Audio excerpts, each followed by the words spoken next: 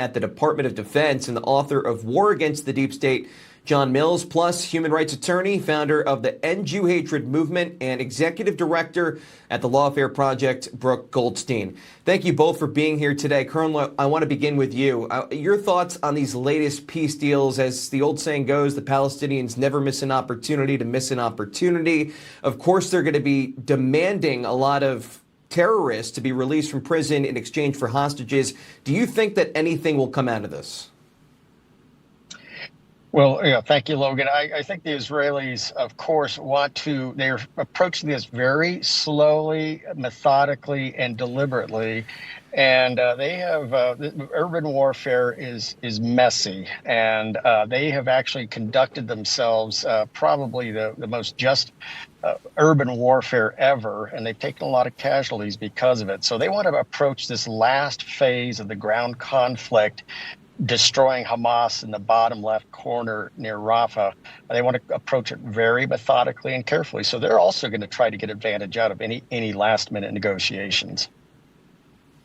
And Brooke, unless talks between the two sides result in a peace deal, or at least a ceasefire being more likely there, Israel is saying they are determined to launch a ground offensive in Rafah.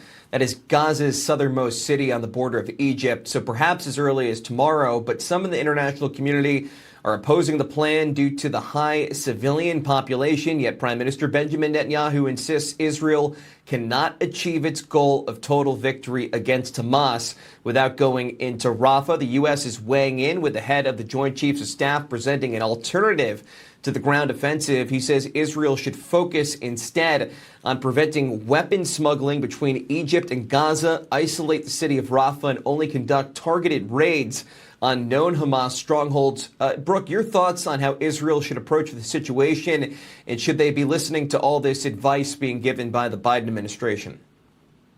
Well, first of all, happy Easter, Logan. Thank you for having me. I think it's really important, especially on this Easter Sunday, to make a mention of the fact that Christians are being ethnically cleansed and slaughtered throughout the Middle East, including currently right now in the Palestinian Authority-run territories and in the territories that are still controlled by Hamas.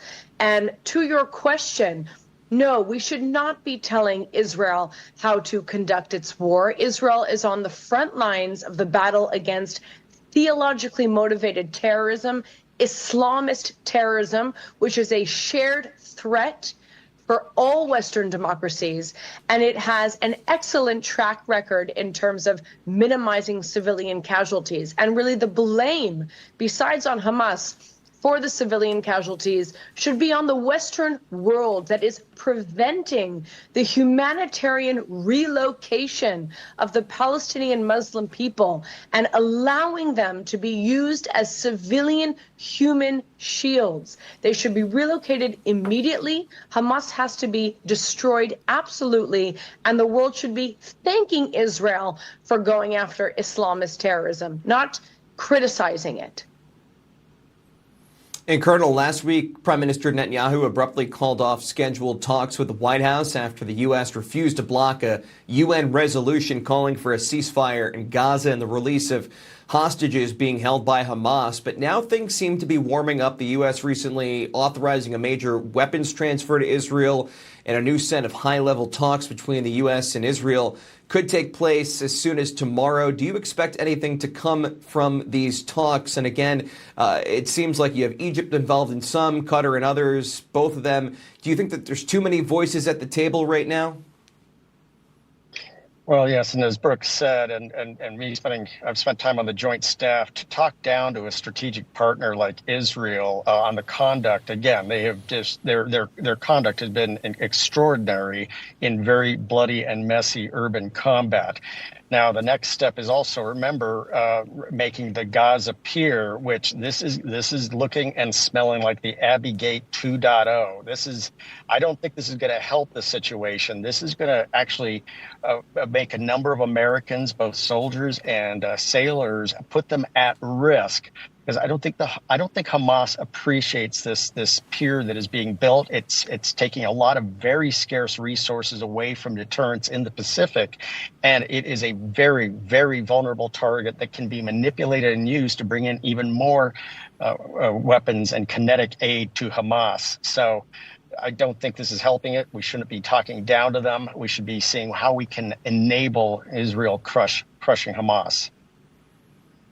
Colonel John Mills and Brooke Goldstein, thank you for being here. Happy Easter, and we appreciate your time. Thank you. Thank you, Logan. Happy Easter.